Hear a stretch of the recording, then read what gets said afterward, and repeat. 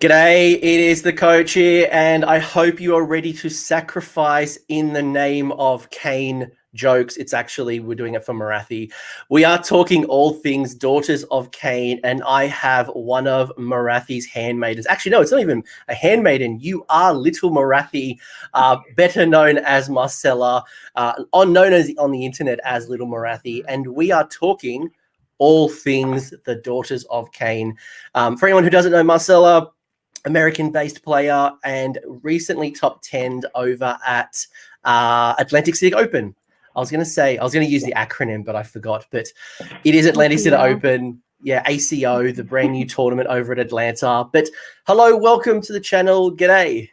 Hey, thanks for having me on here. I am a relatively new Warhammer player. I just started playing like 6 months ago, but I got super into it. And in the process of preparing for Atlantic City, I played a lot of games, and I really fell in love with Daughters of Khaine. So thank you for having me on here. No, it's an absolute pleasure. So it's not Atlanta, I'm being told. It's Atlantic. That's right, Atlantic City. I called it Atlanta City too for like 3 months before I went there. So like I've literally only really been in the Midwest and NOLA. So like the fact that I know east to west is enough of America. You guys have a pretty big country, like pretty insane. But forget about the Atlantic City Open. We are talking Daughters of Khaine, and a bit of context here is it's my current army. It's what I'm playing with. So I'm really curious to learn from your experience and what you've picked up from the book, because I think you and I have had a very different experience. I am a nutcase. I am avoiding snakes. I'm not playing any bow snakes. I'm not playing any combat snakes. And I've had my challenges in my persistence to not play snakes. But you have a different view. So I think today we're going to have an interesting conversation. Yeah, your list looks very old school. I like it. It's and you know, it's not old school like I'm trying to pick up a 2E list and make it work. I fell in love with Daughters of Khaine because of the witch elves. For me, and people who have been watching this channel for a while now know that I have been building up I wouldn't call it a narrative list, but I've been building up a Daughters of Khaine list based on a Cult of Slaanesh, which is a very old lore from Warhammer Fantasy Battles, and it's my Armies on Parade army. But I also want it to be competitive. So I'm building very much on the witch elves and the Morathi and the cauldrons and things, and snakes. It's just not what I want from my list. But what got you into Daughters? Start me off. So I played like D&D for several years, and I really like the models. They remind me of like D&D models I like to paint. And so when I got into Warhammer, that was the type of, like miniature I gravitated towards. So at first I didn't know it was competitive. I didn't know it was a good army. And then it just turned out that it was.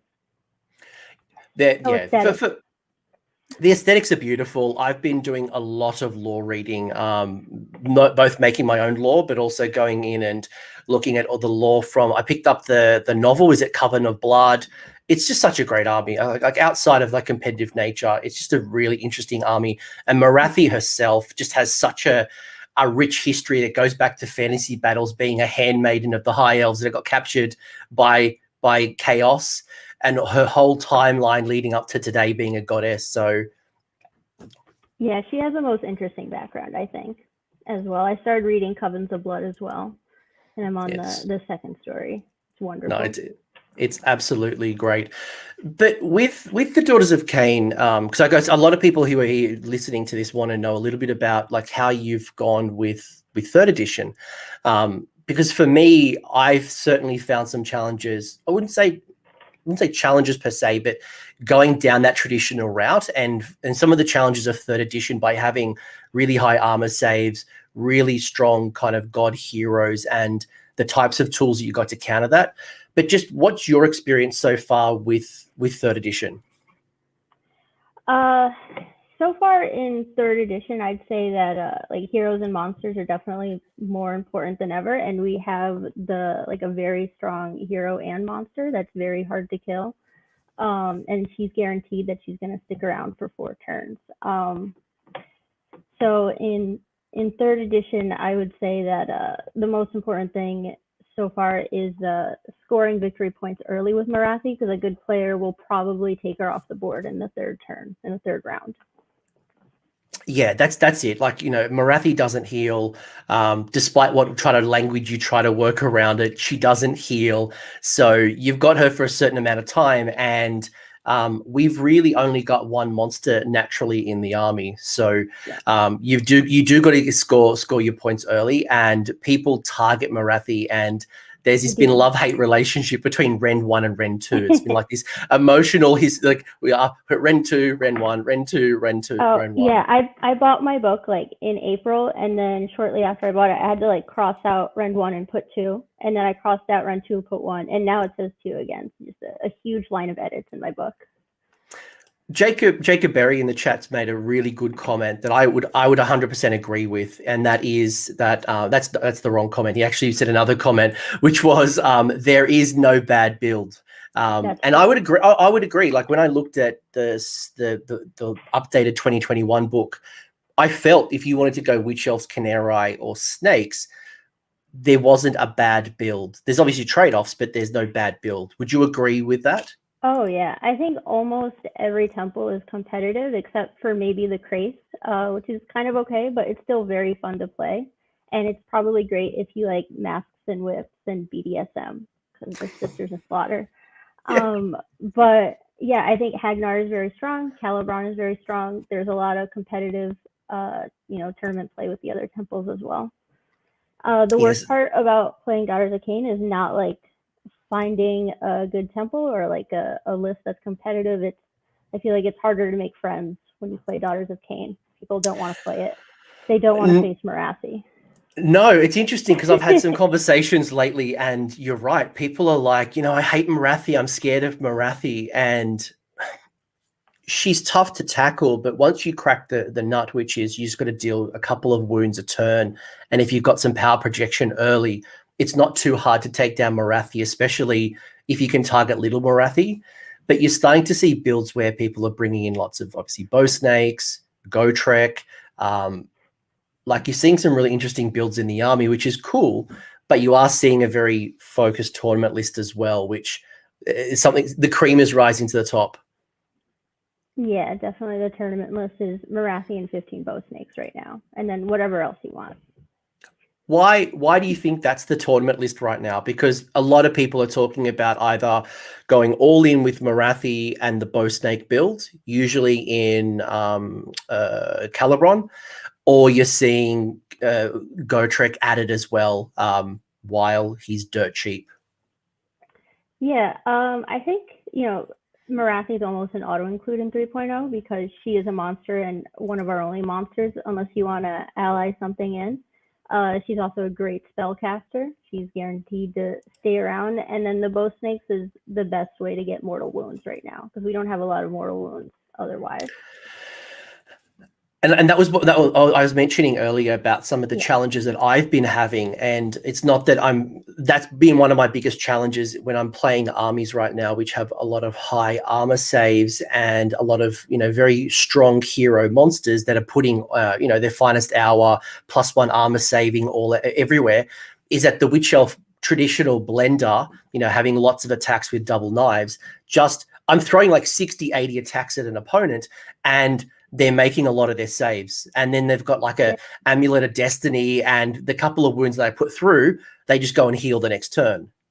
Yeah, the temple, Greychi Ganesh, I'm not sure how to pronounce it, but you get the +1 rend with the charge. I feel like that's a good option right now with the amount of save stacking we're seeing, just to punch through those high armor saves, which Daughters of Khaine traditionally has a really hard time fighting, is high armor saves like Stormcast, the new Stormcast, I found a lot of difficulty with.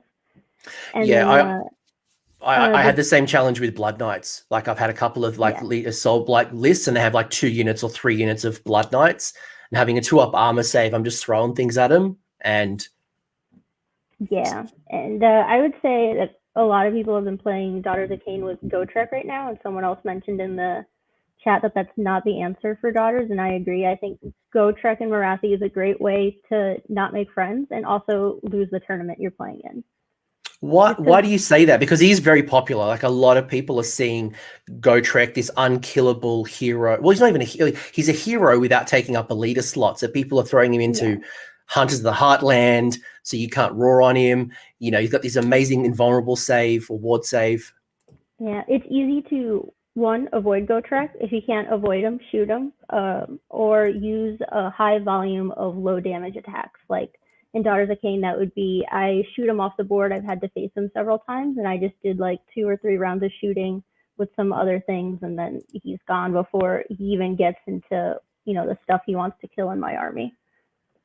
Another good tactic I found with Gotrek as well, and this is probably one of the challenges if you're going to have him, is a smart player will use the redeploy and just make that charge a lot harder. So, and I think you're right. Like, you know, you've got to, if you can avoid him and you know, dance around him. And I'm seeing and talking to a bunch of people who are finding ways to reduce or, you know, really bring in the charge or, you know, reduce the movement.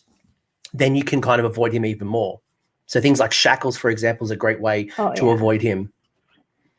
Oh yeah, definitely. Yeah, he's easy to avoid. You mentioned that in the past. So you mentioned that temples, most of them are quite good. You're thinking that they're all kind of got their place, other than Chuck Moore, the Craith. Poor guy. He loves his Craith. He's got like over 200 witch elves, and then the Craith is like Sisters of Slaughter keyworded. So obviously you can run it, but it just doesn't synergize as well. Sorry, Chuck. But is there a temple that stands out for you at the moment in just early third? And I think that's the key, right? This is not future Daughters. This is just the current meta as it's kind of settling. The one I play is Calibron. A lot of people play Hagnar because it's very tanky and it's harder to kill your models. But I like Calibron because it's better just to get on objectives. Because you can kill your opponent's whole army and still not win the game if you don't score those objectives. And I feel like in Hagnar, you just have to stay together in that bubble, and it's harder to score objectives. So I play Calibron. I played Calibron in second as well. I'd say those are probably the 2 standout temples right now. Yeah, I think definitely for me, I've been playing a lot of Hagnar, but I'm playing it more for the +1 to the blood rights table. So getting the re-rolling of 1s to charge, that has saved my bacon so many times, especially now that you can only kind of do that. You can only use certain command points, and the way that you interact with command points has changed. Getting that re-roll and the lack of re-rolls in the game, not just for running and charging, but also the reroll 1s to hit, the reroll 1s to wound, the activation of the avatar early for me. And I've actually, in my list spoiler, I've been playing around with an avatar, and I don't think I would do it outside of Hagnar. I wouldn't either. Yeah. No, it's just like I like the +1 to the prayers, but outside of Hagnar, it's just too inconsistent. I agree. Yeah. In your games with 3rd edition, have you found anything that's been interesting transitioning? Because you've done quite well in 2nd edition. I know you're doing your reps in early 3rd. Have you found any big differences to the way you played between 2nd and 3rd? Yes. In 2nd, I think I was a lot more aggressive than I was now, in that my strategy would be to score as many victory points as early as I could, knowing that towards the end of the game, like I would rarely see like a 4th or 5th round, just because my models would be like taken off the table, or I would have won the game by then. Now, auxiliary in 2nd edition, auxiliary objectives weren't as important. You could get a major win without them. But now, because of battle tactics, I feel like you have to think a lot more about what you're doing, and you can't just score like 8 victory points your first turn, and then that'll make up for the rest of your game. So battle tactics are so important now. You have to think more about what you're doing. You can't just like kill things and score points. There's a lot more finesse, I feel. And if you're a better player, you can do, I think, really well with armies that maybe didn't do well before right now. I agree. And actually, funnily enough, in these early days of the meta, you are seeing, Flesh Eater Courts do well. You've seen Auric War Clans and Ogre Moor Tribes and armies that aren't traditionally in the top 5 of a match play event. You are seeing them kind of rise to the top. And at the moment, the meta is kind of settling, and battle plans and things like that are just working themselves out. But you're right, like put in your reps. One question I had for you, though, just because you've talked about battle tactics being so important, is monsters. And I think when I saw the battle pack for Gur, and then I saw the monsters coming in and giving you bonus victory points for scoring them with a monster. Initially, and my opinion has changed since this point, but initially I'm like, daughters only have one monster. Other than obviously Metamorphosis, the spell, we've only got one monster. We can go into cities for a monster, but we've only got one naturally. Not even like the cauldrons are monsters. What's your thoughts on monsters, getting in monsters in your army, the victory point trade-off by having them or not having them? So far, having just one monster, Marathi, in my army has worked really well. And then what I do is for one of the battle tactics where you have to be in your opponent's deployment zone, I just cast Metamorphosis, usually always on Little Marathi, because she is risk-free. Because her and Big Marathi die at the same time, so your opponent can't get two victory points from you if you cast it on like one of your little heroes, and then she dies next turn and Marathi dies now. So I haven't tried any allied monsters yet, but I really want to. I really want to try the War Hydra, and I want to try like the 2 Phoenixes to see if they work. But so far, one monster is working for me. I just try to use Marathi to kill like the Warlord or kill the battle line unit, like those battle tactics, as soon as I can before she dies. Another monster that I've been playing around with, but I think the trade-off is just too many. There's not enough cheap cheap monsters in cities. It's not like Chaos where you can get a 100-point cockatrice or the kitty cat. You've got to spend 200, 300 points, and you get yourself a Dreadlord on Black Dragon, get yourself a War Hydra, there's a couple of really interesting monsters. But then I ask myself, what's the trade-off? That's 300 points that could go into bow snakes, witch elves, a cauldron, and does that just synergize and work with my force even better? Or even do I get one of the endless spells or the endless prayers? And we've got some good options. I've been playing around with the snake, I've been playing around with the heart, and they're good options. Yeah. The endless spells.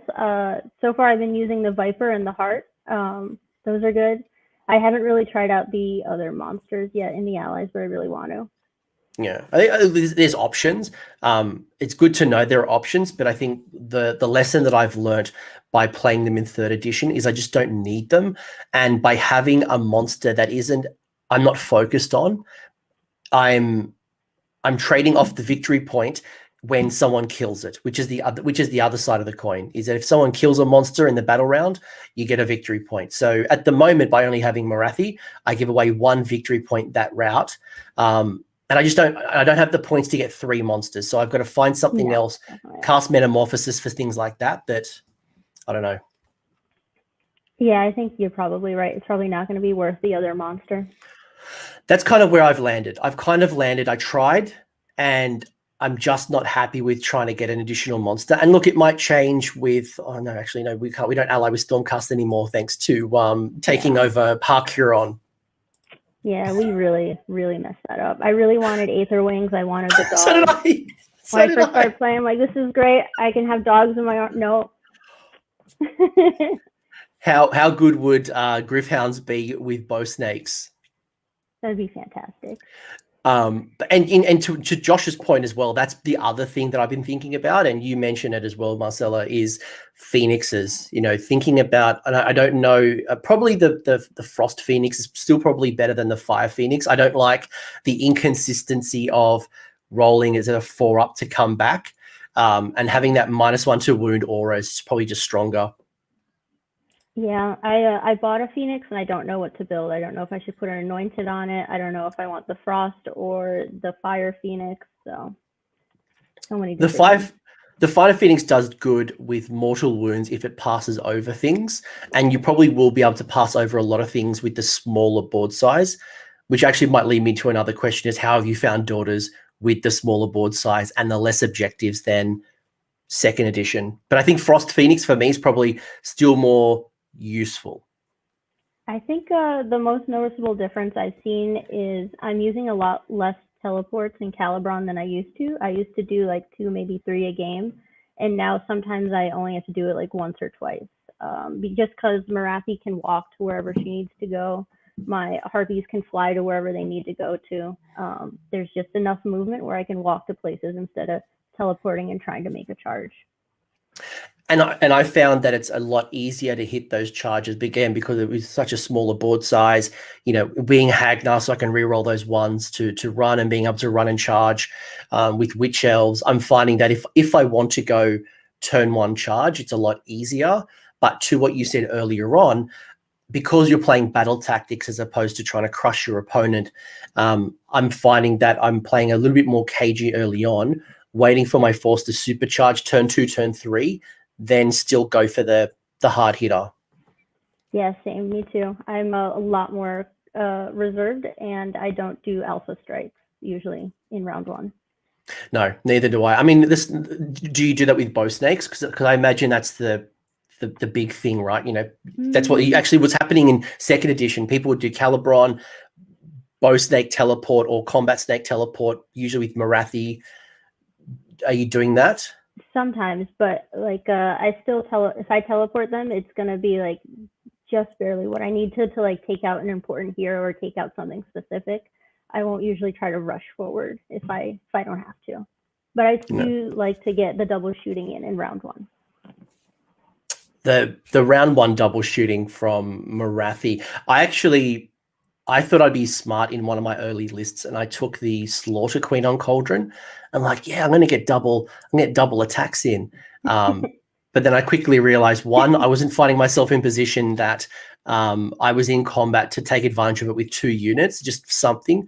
Or when I was, I'm like, crap, I can't put on 2 command points on 1 model in the same phase.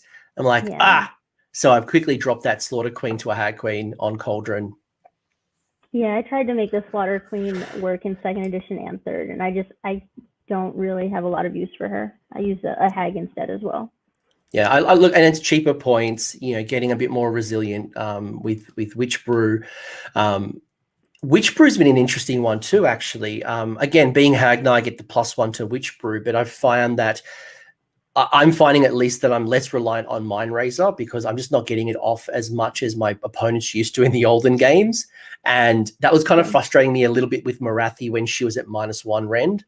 Now, as at time of recording, we're back to rend 2. We're back. Yeah. How long? Who knows? But, yeah, I was so excited. But I'm looking forward to it, because I can now use that rend 1 either on Marathi to go rend 3 if I'm going into something that's really tanky, or I've got another source of rend for the Witch Elves. Yes. Yeah, Witch Elves with Mind Razor is very scary. Yeah. One thing I've noticed, which is I'm finding it not challenging just yet because of the distance, but I'm finding one great way of getting mortal wounds is through curse, because I'm choosing not to go with the bow snakes. So for me, I'm trying with curse, and I've recently been playing around with curse either on a Hag Queen on foot or the Hag Queen on Cauldron, knowing that the Cauldron is a bit more durable and getting closer to combat than maybe my Hag Queen on foot, who is playing a bit more cagey. Yeah, I like the Hag on the Cauldron because of the +1 to save. That one's nice. The Blood Shield. Jonathan. Oh, I was gonna say I usually take like the Hag and right now the Bloodrack Medusa on foot just to make it easier to hide them, because they have the Lookout Sir and they can hide in terrain. No. And Jonathan's annoying the crap out of me like he does in every episode, and that is talking about Gargants. He's always got to ask about Gargants. Gargants. Do you think about Mercenary Gargants in your list? Obviously, that's a monster, 35 wounds, super durable. That's like what, like 400 points, 500 points? 500 points, like no, 500 that's points. Like 3 units of bow snakes, I feel like. That's 15 bow snakes. Yeah. And we can only get the Kraken anyway. We can get the Kraken, which is a bit more of a utility one, can obviously kick objectives, but it's not the damage dealer. That's right, yeah. And to what Gnome's saying in the chat, it's an interesting one. You're right. Curse feels like a trap a little bit because you can only use it if the model is within 9 inches. So you've got to be real. I find that I'm using it once or twice in the game at most, and it's to take down something that's super durable and super tanky. It's not something that I'm using all the time. And Jacob is asking a really good question, which is obviously about our Canary. Oh yeah, life takers are amazing. Especially why? Because most people would only bring them in like a unit of 5 just to steal an objective late game. What's changed for you for our Canary friends? So before I would only take like Heartrenders, and that would be just to steal objectives. Life takers are not as good for stealing objectives. They still can, but they're not as good as Heartrenders. But life takers, if you put like 1 or 2 buffs on them, like for example, Mind Razor, they could be Ren 2 on the charge, damage 3, and if Marathi is wholly within 18 inches and in combat, you get +1 attack. So you could probably kill like a giant or something with 5 of those if they have enough buffs in them, and they're 90 points. So if they die, who cares? That's it. Exactly right. If they die, and I found obviously they're great for scoring objectives if you can hit that 4+ retreat. But if you're doubling down with Marathi, and obviously she has some really good boosts for your snakes and your Canary, you can do some serious combat damage with them if, as you said, the buffs pull in. Oh yeah. Yeah, I'd say life takers for killing, Heartrenders for stealing objectives, utility piece. Yeah, no, I think that's probably goes back to what we said right at the start, is that there are quite good competitive builds, whether you want to go Witch Elves, which is my focus, the Snake build, or the Canary build. There are 3 different builds, and they all can do well. Some are stronger than others, but they can all do well. That's true. There are no wrong decisions. No, I did.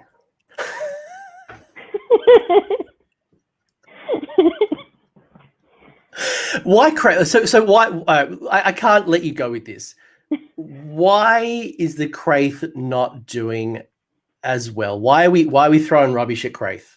I think because they're I think their ability is you roll a dice after your Sisters of Slaughter have attacked at the end of the combat phase, and then on a 5-up, so that's like a 1 in 3 chance they get to fight again. I just feel like that's not very good. It's okay, but compared to the other temples, it's not very good, and it's so limited to just 1 unit. It's not like it's Witch Elves and Sisters of Slaughter.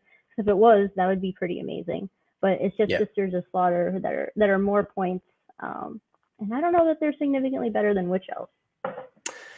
I was playing around with a little bit of the Sisters of Slaughter, and by the way, Crazy Horse in here saying that daughters need a points increase. I think that is the pot calling that's the pot calling the kettle black, Seraphon friend. Right. Yeah, I would tend to your own garden first. But I think for me, like for Sisters of Slaughter, I did try like 1 or 2 small units of Sisters of Slaughter in my list, and I haven't found a lot of uses just yet for the 6-inch pile-in compared to just putting those points somewhere else. Because the points all went up everywhere, I had to make some hard trades, and I'm finding I can't put everything into my list that I want to. Yeah, my 3.0 list, even with battalions going away, there's not as many units. I'd say there's probably like 3 less units in my list now. I mean, my list is different, but still it's a lot smaller. And there's less tools than I had before. And I would probably agree with what Jacob said as well. So I've talked a little bit about builds. So I've said, Witch Elf builds, I've said Canary builds, and I've said Snake builds. Do you believe that we could probably do all 3, like a bit of a mixed force build as well? Oh, I think that's what I use. I use Witch Elves, I use 15 Snakes, and I have like 5 or 10 Harpies. And that's usually my tournament list. With the 6-inch pile-in, you're absolutely right, Anthony. It is a very valuable asset, especially to avoid things like Unleash Hell, to help you with things like redeploy. Like there's a couple of little mechanics you can leverage with it. But I'm just finding that isolated, so I'm not building around my Sisters of Slaughter. Just throwing in 1 unit in there to tap into the 6-inch is just not getting me value. I think if I want to tap into Sisters of Slaughter, I really need to build around it and play. I need to focus on it. Yeah, I think so my most recent list I'm using, actually I threw in a unit of Sisters of Slaughter just so I could like personally try to use that 6-inch pylon, or just to get good with it, to try to find the utility in it. Just I had the points, I had like 15 extra points. So I'm trying to make it work because I know that can be very powerful if it does work. Maybe I'm just not personally there yet, but it's good in theory, but I just can't make it work on the table yet. Yeah, I've just found I've personally found at the moment I'd rather put that into a block of 30 witch elves. So I used to have 2 units of 20 witch elves, and I've gone into a block of 30 because of redundancy. I'm just losing witch elves a lot easier, especially because fanatical faith slightly changed, and they're just dying. They're not as resilient as I remember them. So I don't know. That's just my experience. Yeah, that's valid.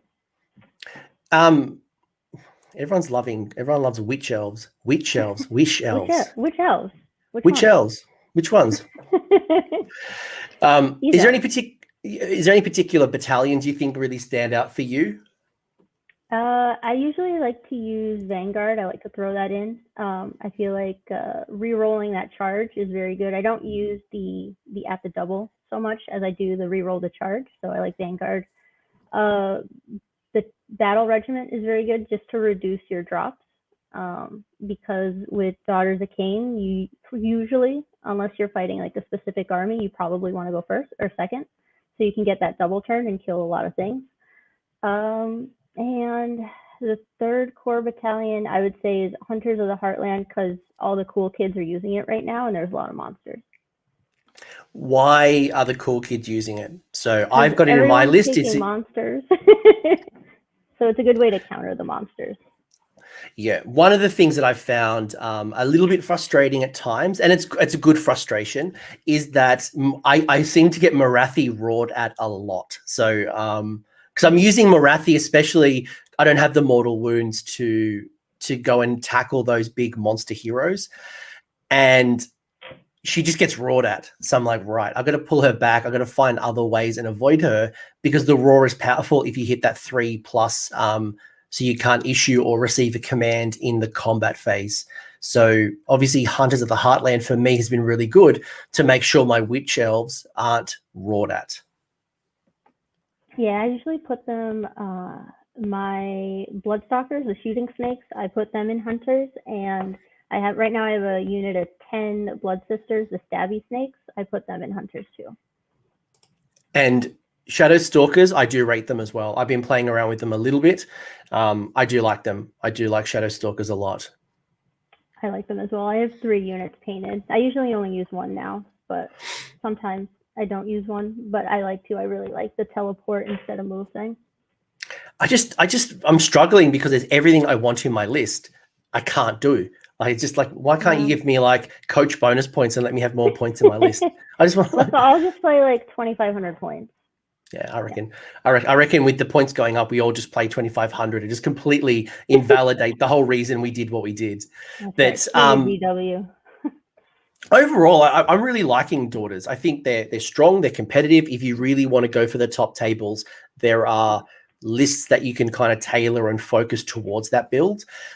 Do I think Daughters are a 5-0 army immediately? Like, can every man and his dog go pick it up and go run it? Probably not. But it has the tools, and I think overall I'm quite positive. I've been enjoying my experience so far. Me too. Yeah, I think it's a good beginner's army, just because you can do well without knowing a whole bunch of stuff about Warhammer and strategy, but it's not too easy either. So it's as complicated as it always was. But I want to bring up your list. So I might even give you all a bit of a treat and show you my list after this, but I want to spend most of this time in this chatting a little bit about how Marcella's looking at her list, what she's learned and experiences, and why she's picking what she's picked. So you mentioned Calibron. Why Calibron of all builds? I like the way Calibron plays with the teleports, and there is a lot of shooting in the current meta, so the -1 to hit army-wide in shooting is great. And mostly the guaranteed for a command point teleport, because there are other teleports you can get if you don't take Calibron, like Mirror Dance, the spell, but that's not guaranteed. And then if you're Shadow Stalkers or combat, you can't teleport them. But with the Calibron teleport, you can teleport someone out of battle and then have them go fight someplace else, which I think is very powerful. No, I dig it. I like it. And I think that's probably one thing I've learned in 3rd edition with Daughters is that there's not a lot of spell casting options, and the spell casting isn't as consistent as I've had in other armies. So, even I've had Morathi sitting on arcane terrain failing to cast spells. I've had Morathi sitting on arcane terrain and I rolled a double 1 for a miscast and stop spell casting. Yeah, Morathi is definitely our best caster, and the other ones are severely okay. Yeah. Was it the other one, like the Medusa? Yeah.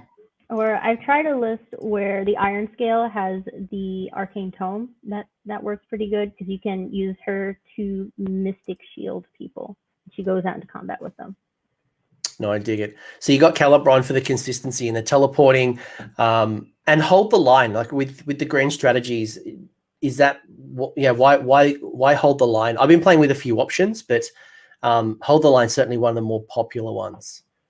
I pick hold the line just because I'm trying to keep my stalkers alive, or I can just run like my last witch elf somewhere, or teleport them out into the corner of the field.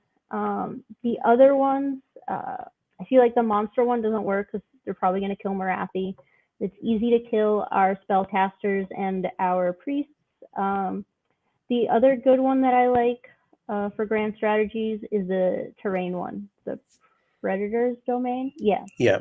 That one's good. It's just a lot more bookkeeping, I think, to be like, all right, this is mine, this is yours throughout the game. When I've thrown the Amulet of Destiny on the Cauldron, I'm finding that has worked really well for the priest grand strategy. But you're right. I think most of the time I'm finding, because there's been times where I've wanted the fanatical faith to be consistent and as undamaged as possible, throwing down Amulet of Destiny to get that 5-up ward save. I found that at the end of the game, usually I've got a priest on the table, so I've been pretty good with that. But I can probably see, hold the line is probably definitely one of the stronger ones for us.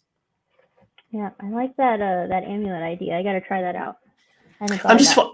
I'm just finding it because I want to keep my blood shield and my fanatical faith, especially being Hagnar and getting some additional boost with fanatical faith. I found having the Amulet of Destiny on the Cauldron does make it stick around.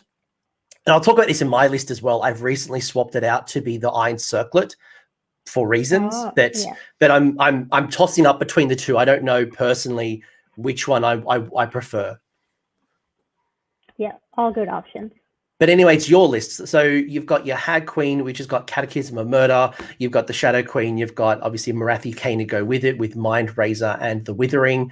You've got 2 spells. Okay, I've only got Morathi with a single spell. So I'd be curious to know. To know what you're doing and how you're finding it. I like the utility or the options of having more than one spell. And like I'd say with Morathi, I usually cast Mind Razor every turn. I try to cast that. If I'm not going to cast the Bloodrack Viper because it's already on the table, I like having another spell that's not Mystic Shield, because I usually have my other spellcaster try to do Mystic Shield just because it's a lower casting value. So if the Bloodrack Medusa casts Mystic Shield, then what else am I going to do with Morathi other than her Black Horror? So for her 3rd spell, it's nice having some options. Same with the Bloodrack Medusa. I like the ability, because she is the general, to use Seed of Shadow, so she can fly and go 16 inches to get wherever she needs to, or she can teleport there if I don't want, if it's okay for her to be 9 inches outside of the enemy unit. So yeah, that's why I picked this spell as my additional enhancement. Yeah, see, I went the additional enhancement as a second artifact, given that the Hagnar artifact, I don't like it. It's a bit of a tax, just at least with my options. So But you're right. Like I found Morathi. I tried Morathi with the Bloodrack Viper, and I had some hit and misses with it, especially with a smart opponent who or dispels it in your turn, and then I can't recast it. And I'm finding that I don't know. It's a big point investment for 100 points. I've really got to make sure I make the most of it. But I am finding without a second spell, Morathi, I'm stuck with Arcane Bolt, Mystic Shield, and one spell. Yeah, that's right. The Bloodrack Viper, just like any other endless spell, can be hit or miss, but it's so valuable when you use the Viper to kill a hero. Even if like you teleport Morathi within 18 inches of a hero, and then like you take out their whatever support piece hero, that could really have a high impact on the game. And then the next turn, if they're still alive, they can go on to kill some other unit. Yeah, it's helped me pull down things like little necromancers that are sitting behind the lines, supporting the Legion of Nagash. It's now Soul Blight. Those little support heroes, it's helped me definitely with Blood Knights, I think it was. I might have pulled down a couple of Blood Knights from memory. But no, maybe it wasn't Blood Knights. I pulled down a couple of like multi-wound units, but like eels. They'd be good for killing eels. Yeah. Yes. Yeah, I haven't played any Deep Kin in 3rd edition just yet, because I'm in week 10 of lockdown, going into week 11 tomorrow. It's all right. I'll get some real life Sigmar in eventually, but I think for me, like the one thing with the Viper, I've got a love-hate relationship with it at the moment because it's 100 points. I've really got to make the most of it at the right time. Otherwise, it's just sitting there redundantly. And if I'm playing against a Lumineth Realm Lords or some type of magical dominance, I've got 100 points sitting that I just can't use. Yeah, it's funny you mentioned that. The other day, I went up against Lumineth Realm Lords, and I used the Viper to kill their battle shock hero, Calathar, something like that. Cathalar. Yeah, it was great. Yeah. Oh, it's so good when you pull down those heroes. Yeah. You pull down those heroes. It's just the best. But yeah, I love it. And you do get to move the snake in both you and your opponent's turn. But there's a lot of unbinding, especially. And probably one cool thing as well is priests can now dispel. So it means that your priests are now getting rid of spells in the spell casting and or getting rid of endless spells. Yeah. I think my camera died. That's all right. Still hear me? I can still hear you. It's all good. All right. So what are you finding with Morathi? So Morathi is the big bad right now. She's back to Ren 2. Talk to me about the Shadow Queen. So I think it's absolutely amazing that Morathi is Ren 2 again. When she was Ren 1, she was kind of like a meh. I don't know if I want to take her. And now that she's Ren 2, she's a lot more powerful. She's a lot more reliable. Yeah, she's a lot more reliable. She's definitely got a target, especially with throw down the finest hour. If you get roared at, obviously that's not very nice. But being under Hagnar as well. Hey, you're back. Hey. Yes. I'm finding with Morathi, with such a big target on her head, you've just got to make the most, but also don't run her up. Don't run her up. She's not this invincible Archaon that's going straight into the Force. You've got to be a little bit cagey with her. You do. You want to save her for when like the blood rights table is a little bit more advanced, so you can re-roll those hits and wounds. That's so important with her. Yeah. I'm probably launching her in my world round 2 because of the +1 to the blood rights. Yeah. But yeah, you don't want to throw her up in turn 1 and give away those cheap wounds early. That's true. And I guess one cool thing as well, as Anthony's pointing out here, is you've got Rally as well to bring back models in your force, which has really been helpful with my blocks of 20 and 30 witch elves to bring some of those back, especially with the bucklers to bounce back some mortals.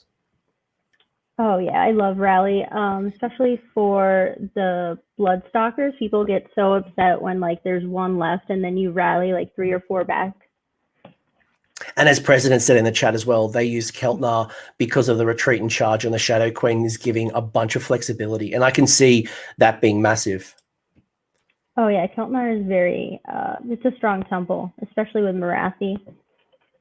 Yeah. Anything else you talk about with Morathi and the Hag Queen? I imagine your Hag Queen is playing a traditional support piece. You've got the Catechism of Murder Prayer. You've, giving Witch Brew, just general being a support player. Yeah, she basically just runs behind the other units and buffs them and tries really hard to not get into combat. And then what about your Blood Rack Medusa? She also runs behind the other people. She's really good for casting Mystic Shield, and she does a lot of mortal wounds to hordes. So if you have like a unit of 20 or 30 models, especially if they're on those little bases, you can teleport the Blood Rack Medusa in the hero phase with Mirror Dance if you have that as a spell. And you can teleport her like near the horde and then use Morathi's command ability to have her do her mortal wound attack in the hero phase and then again in the shooting phase and do potentially a lot of mortal wounds. And I think that's probably the big call out with your list. And as we get to the Blood Sisters and the Blood Stalkers, just the sheer amount of mortal wounds you put out. And I think for anyone who might be watching this video trying to work out how to defeat this type of build, you're a glass cannon. You cannot take a punch. If you can get to those Blood Stalkers and get to them quickly, they die to a stiff breeze. But with the double tapping, and I think maybe the other call out to Morathi Khaine is obviously the command ability, which is why you've got this big block of 15 Blood Stalkers. Yeah, definitely a lot of double shooting. Shoot in the hero phase, shoot again in the shooting phase. And then if big Morathi is in combat and maybe you don't have a lot of Bloodstalkers left, you can use the command ability on Morathi and have her attack in like regular combat in the hero phase. Yeah. Yeah, no, I did that. I keep finding I get double turns, so people don't let me fight in my let me use a command point in your turn. Let me to do that. I just find that Morathi, especially if I mind razor her up, and I'm unlucky to get that all out attack or getting reroll ones to hit with Morathi. She's usually killing a lot of the things that she wants to kill, especially with her shooting attack as well. I'm just generally finding, but yeah. So you got your 10 Blood Sisters, which are your combat snakes. You got your 15, which is going to be your shooting. Is the strategy and the build around this? Because I guess there's a couple of things here. Why not go 2 units of Blood Stalkers? Why do you have the combo? I like the Blood Sisters because they can do a lot of mortal wounds after the combat phase. So how it works is you do your normal combat at the end of the combat phase. For every model left in the Blood Sister unit, you roll a dice, and on a 3-up, that's a mortal wound to the unit if they're still within 1 inch. So that's another source of mortal wounds that I like. They also get +1 attack if Morathi is within 18 inches and in combat, big Morathi. So I feel like the Harpies and the Blood Sisters, they just synergize really well with Morathi. So that's why they're there. We've talked a lot more about Morathi, and Hello World actually makes a good comment that I probably should have brought up earlier, is we have talked a lot about Morathi. I've got Morathi on my list once because she's really incredible as a model, but 2, she's just great. She's absolutely great. 10 out of 10 would put this model on the table. But do you have to have Morathi in your list? Does Daughters of Khaine have to be built around it? No, I mean, a lot of people aren't playing Warhammer to win tournaments. They're just playing to have fun, and even if they want to be competitive, I think you could do it without Morathi. I've seen some. She's amazing, but there's so many options in that book, even without her. I've seen some competitive builds where people have taken like 2 cauldrons. So instead of putting like 700 points into Morathi, they've gone 2 cauldrons. I've even seen lists go 3 cauldrons. So if that's your style, you probably do want something with a large amount of wounds, and Morathi and the cauldrons are your 2 big ones. Other than that, you don't have a lot of heroes with more than 10 wounds. Yeah, that's true. And then if you don't take Morathi, I actually might take a Slaughter Queen just to try to get that attacking in the hero phase in combat with the Slaughter Queen's command ability. Yes. That's definitely, if I didn't have Morathi, I would definitely take a Slaughter Queen on Cauldron to have access to that fight in the hero phase ability. Yeah, for sure. And also on my list, I took 10 witch elves, but I have enough points to make that Sisters of Slaughters. So there's some flexibility in there, and they're both good. They're just there to mostly fill out the battle line points. Big Vito's got the big brain question here, and that is to go trek or no go trek, because lots of people are taking this Duarden in their list. He's 400 odd points of goodness, absolute little tank machine. We talked a little earlier about it, but why no go trek in this list? Go trek is very good, but he's also very slow, and he can be killed. And I don't think he answers any questions that 430 points of Daughters of Khaine points isn't going to be able to solve. I think we just have enough good things in the book to not have to use Go Trek. But if you did use Go Trek, that's not a wrong choice. He's a lot of fun to play with, just not very fun to play against. Yeah, and I think he's got the feel bad tag. So, and then I'm not saying that you should feel bad if you're playing with it. If you want to play a little dwarf in your elf list, go for it. But he's getting a little bit of a reputation really quickly. And if you are looking for a traditionally slow little Duarden who can double fight in the combat phase, who is super durable. So he's only got 8 wounds, but he has a very generous after save, reduces damage. Then this is great, and you put him in hunters, but you are investing 400 points. Yeah, he is. He's a great unit. But I've played with him. I played a tournament with him, and I got like 4th place, I think. If I didn't use him, I might have had like better results, but people didn't have fun playing against him, which is why I didn't continue to try to use him.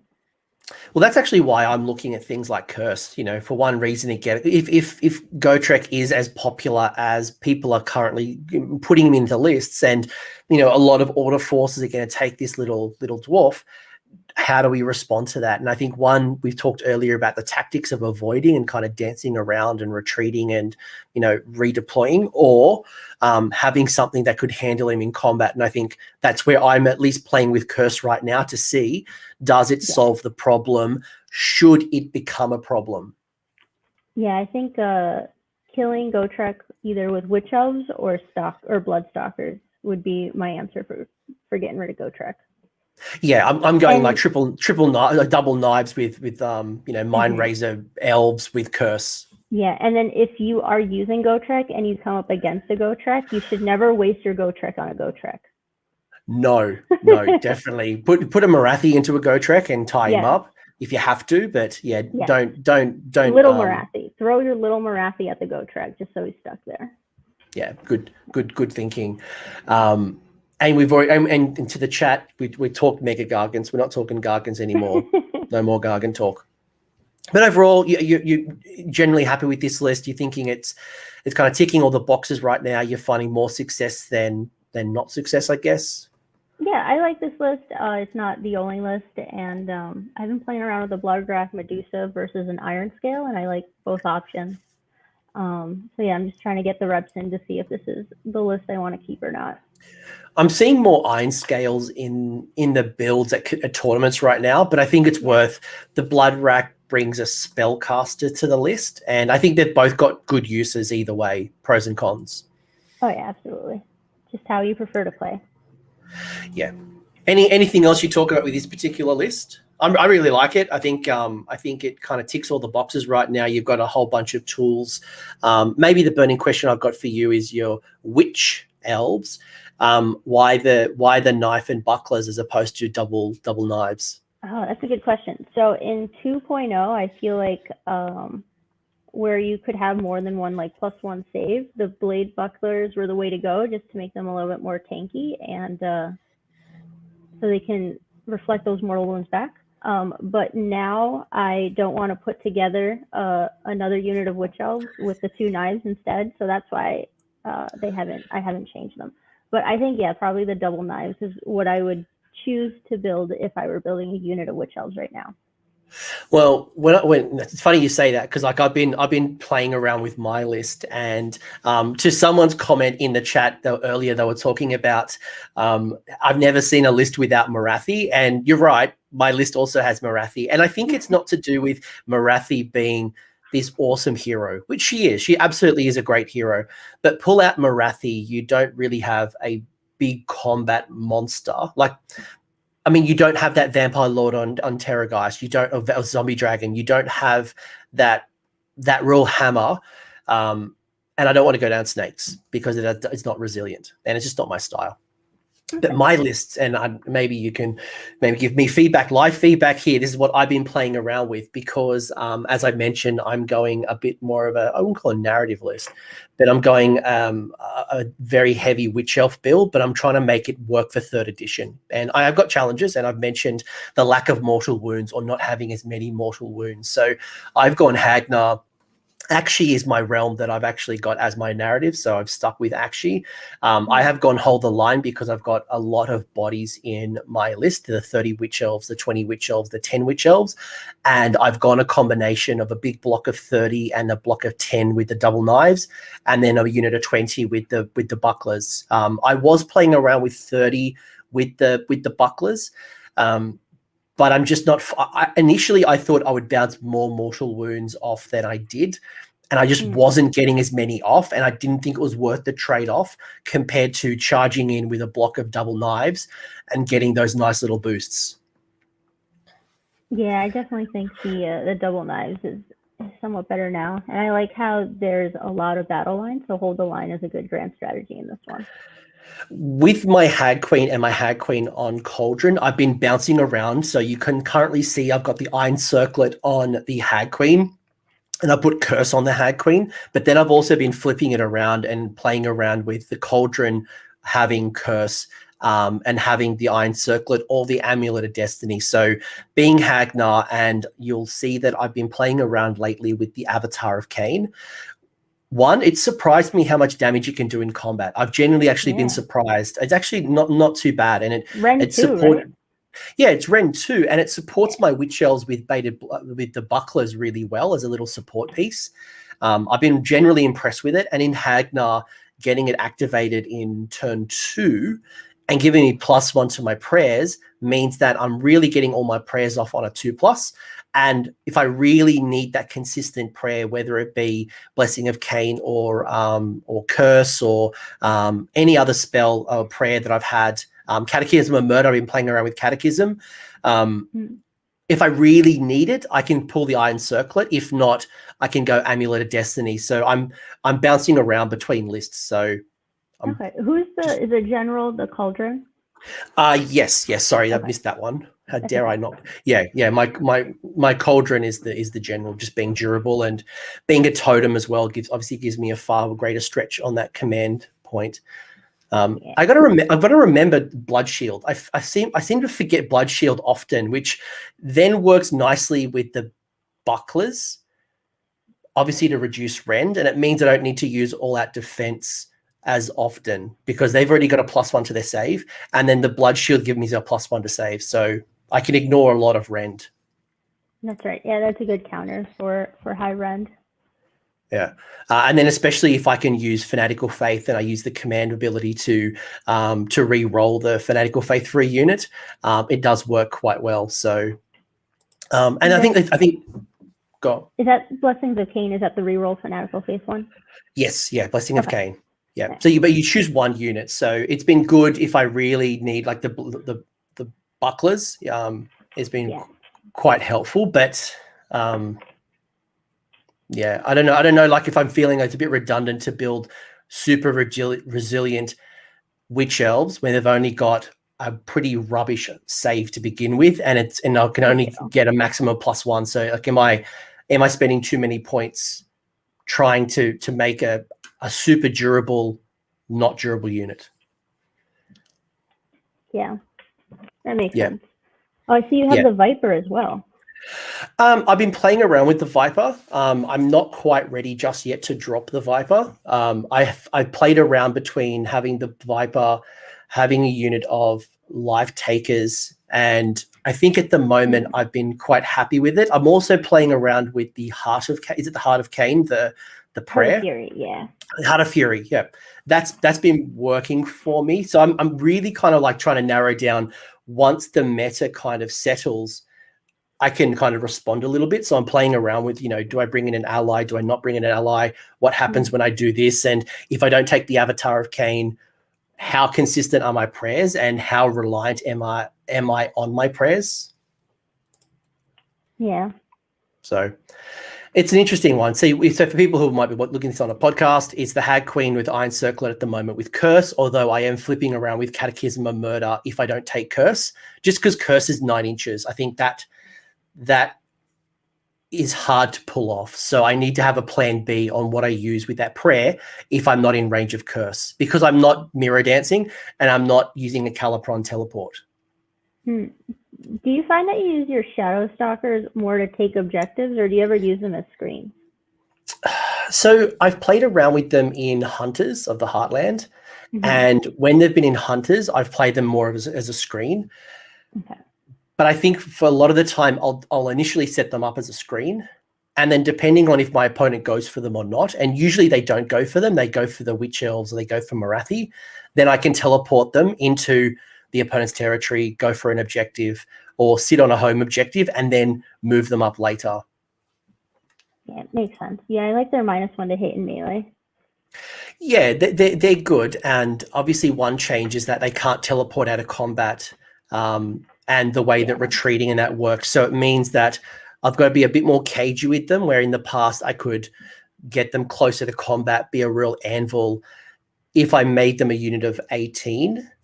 But as a unit of 9, I think they're just more of a nuisance. That's true. No, and they're definitely not an anvil like Morathi. Morathi is like the goddess of anvils. There's nothing else like her. It'll tie up your opponent. That's true. But I like that you've got this second spell, and I think I think for a lot of people, I'm going down the second artifact route, and because I'm not using and maybe this is just me not using it properly, I don't know, but I haven't found a lot of value in the Hagnar artifact. So I'm tapping into a second artifact, whether it is Iron Circlet, whether it is the Amulet of Destiny, whether it is Arcane Tome, whatever it might be. I'm always leaning towards a second artifact. Yeah, we have a lot of really good artifacts in the book, and very few or none of them are attached to the temple. So that's good, that the second artifact. Yeah, that's where I want to be. But I think I'd love to try out drop the Iron Circlet, especially if I'm already a 2+. Like, is it redundant doing a 2+ re-rolling 1s for a prayer when I could be getting more value, getting, I don't know, an extra spell for Morathi, because I am running out of spells really quickly. I can only do a couple of spells. Yeah. No. Yeah, especially if you have the Viper on the table already.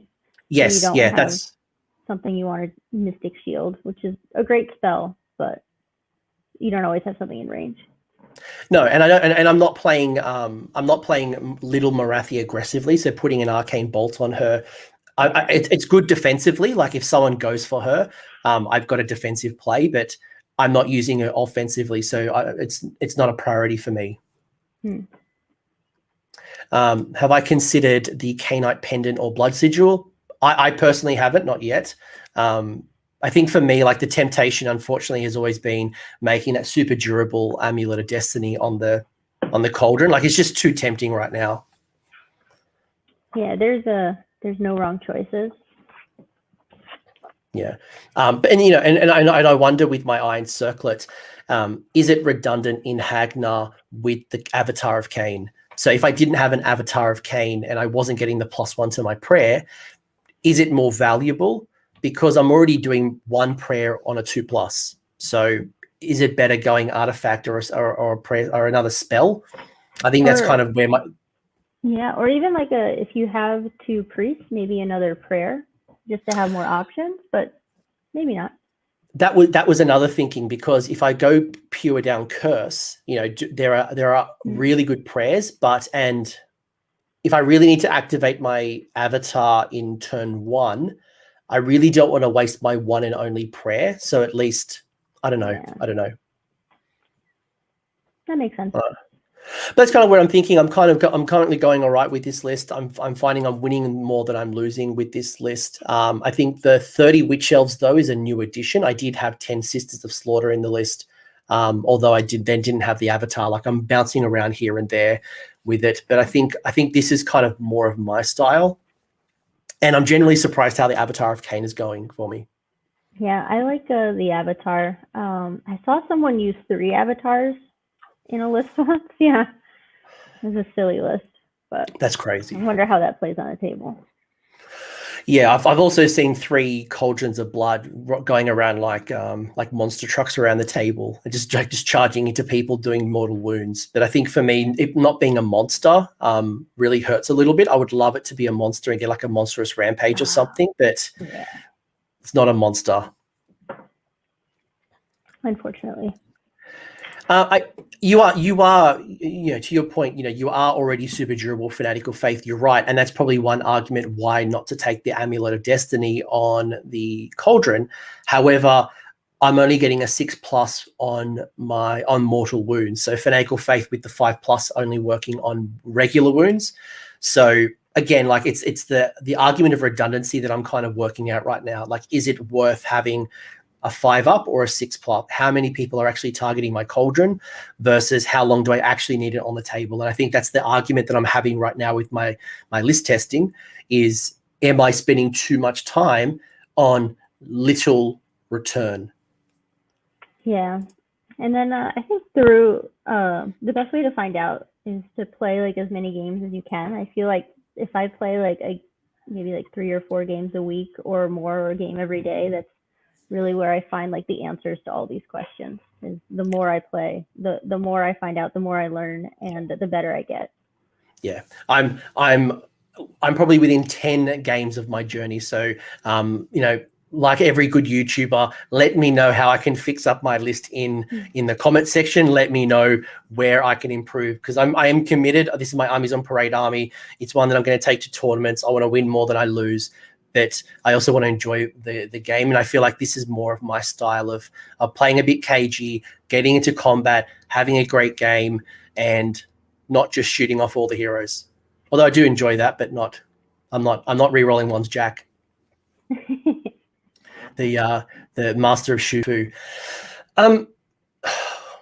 This has been interesting. This has been really interesting with you. Is there anything that you've kind of picked up along the way that might not be as obvious to someone picking up Daughters for 3rd edition for the first time? Anything that you've picked up from your amazing amount of reps?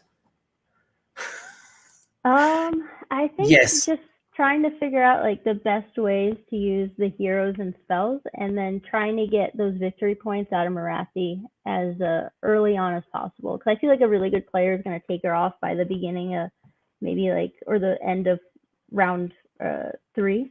Yeah, she's not going to be there for long. So scoring those victory points as early as possible with Bring It Down, or the battle line killing one, or slaying the warlord, whatever it is, before she gives up a victory point, I think has been what I found so far, and how to score those battle tactics. I've definitely, with Morathi in the list, I have been trying to score those early battle tactics where if you do it, you bring down a monster or a battle line with a monster, you score an additional. Like I try to get 2 or 3 of those before I lose Morathi. So there's a fair trade-off, because when Morathi dies, that I'm going to give away a victory point with the monster going down. So I want to get the most out of that. Yeah, for sure. I definitely do need to roll more 6s, Vito. I couldn't agree more. And if I could get a troll hag as a Daughters hag, like this, Hellebrand comes back and she's like a troll hag, cool, I'll take that. I'll take a blood hag, troll hag, if that's a thing. But, like pillars of belief, to what Jacob said, you've got to really think about how durable you are if you're going to take that, because your priests are quite squishy. And to what Josh said earlier around ward saves, so we are recording this 48 hours after Games Workshop put out the FAQ about ward saves and feel no pains, and is Fanatical Faith a ward save? Isn't it currently a ward save? The intention, we can only assume, is that Fanatical Faith is a ward save. If it's not a ward save and it's an after save, then there's some serious stacking that you can do with after saves. I feel like they're gonna fix that soon, maybe. Or they agreed. Well, tournament organizers have already come out saying that if it sounds like a ward save and its intention is a ward save, it's a ward save. So I'm not even thinking about it, but it's just, don't get too far, because I'm already seeing people build like Frostlord on Stonehorns with super durable things and Phoenixes with like 7 additional saves. Don't go that route. Yeah. All right, Alex has asked us a good question maybe to bring us home. And what are the nightmare matchups for you at the moment playing Daughters? This is a good one. I like that. So I get really sweaty when I have to fight new Stormcast because of their high armor saves. And they have, like their Annihilators have mortal wounds, a lot of mortal wounds, and they can like not teleport, but drop in within at 7 and then re-roll their charges to get in to like your Bloodstalkers, which I sometimes leave undefended in the back if I'm not expecting that teleport. But yeah, Stormcast has been hard for me because mostly the high armor saves and the lack of rend, especially when Morathi was 1 rend instead of 2. And Luminous Realm Lords is sometimes hard depending on the player. If it's a really good player, I feel like it makes it a difficult game, but I've won games against Luminous as well. So, but Stormcast, they terrify me. How have you found Soul Blight? Soul Blight. I haven't played a Soul Blight yet, so I'm curious to find out. I found it interesting because I've played a couple of games against Soul Blight. Having Manfred teleporting around the board and not being able to lock him into combat was tough for me because I don't have the shooting. While for you got the bow snakes that helps you with shooting off off Manfred, or even the Lumineth Fox. If someone is playing with like 1 or multiple foxes, you've got the tools. Yeah, I don't have the tools. I don't have the shooting tools. Yeah. I think for me, some of the challenges I've found is playing the armies that have lots of hero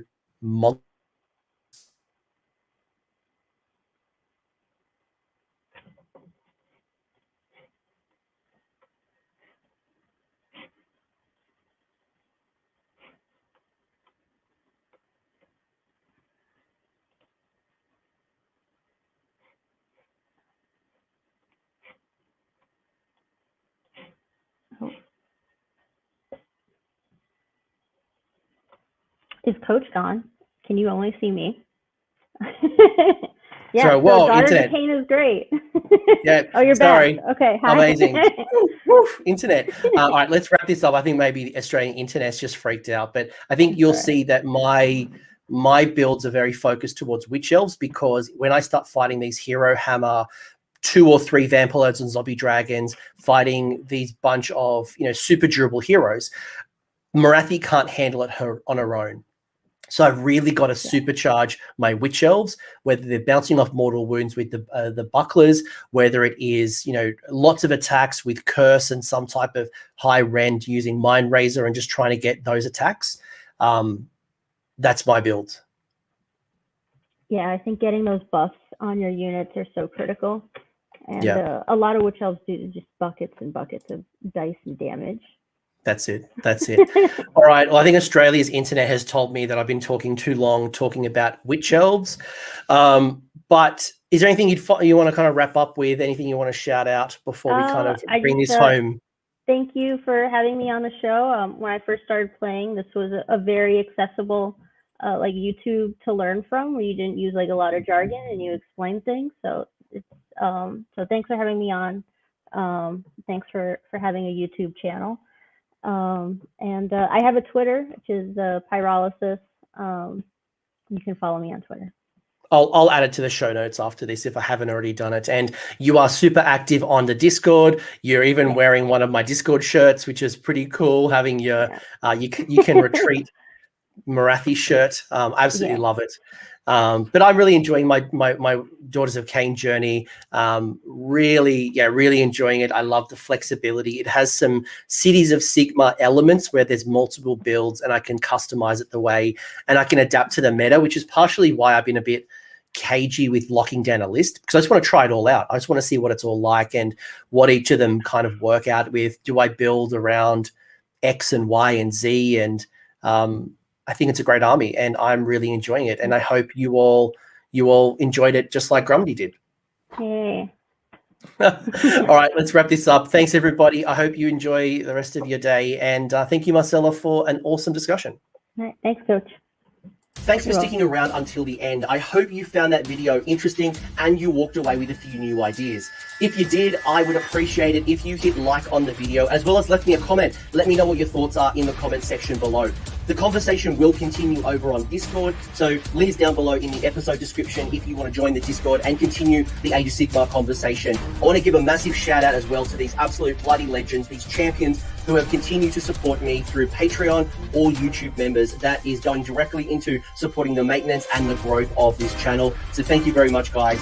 Much appreciated. And until next time, roll more sixes.